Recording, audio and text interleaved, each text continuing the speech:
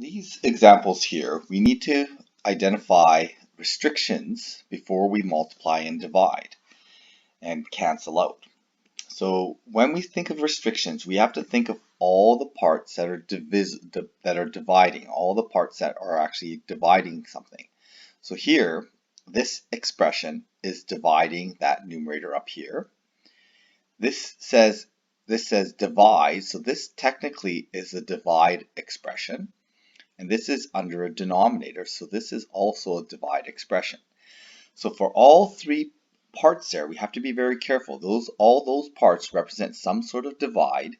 We cannot have a zero factor in any of those three parts. Okay, so we have to be careful of this. So the first thing I'm going to do is I'm going to factor the polynomials. Okay, so we end up with x minus 1, x minus 1. Here we end up with x plus 1, x plus 2. Okay. I'm going to flip this to a multiply. And so I'm going to put the denominator here into the numerator here. Okay, so we're going to end up with x plus 5, x plus 2. Okay, so although we put this into the numerator, because it's a divide, at some point it is a divide, so we still have to worry about the restrictions from this expression.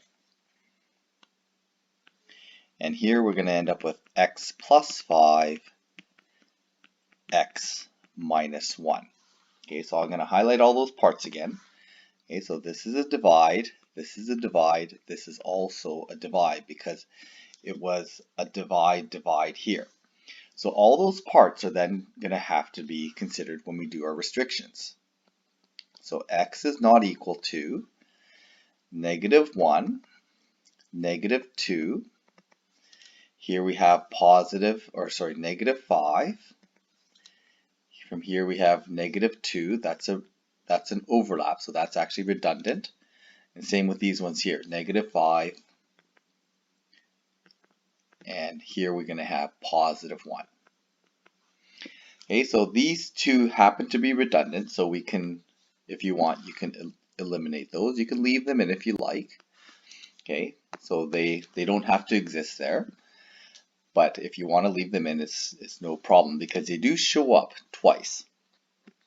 So at this point, once we've established our restrictions, we can start figuring out what is going to cancel. So here we have a times divide. We have a times divide. We have a times here, a divide here. Sorry, opposite, divide here, times there. So what's left over then is going to be x minus 1 in the numerator, x plus 1 in the denominator. And these are the restricted values. Okay, some of them actually disappear because they cancel out, but they are still restricted values.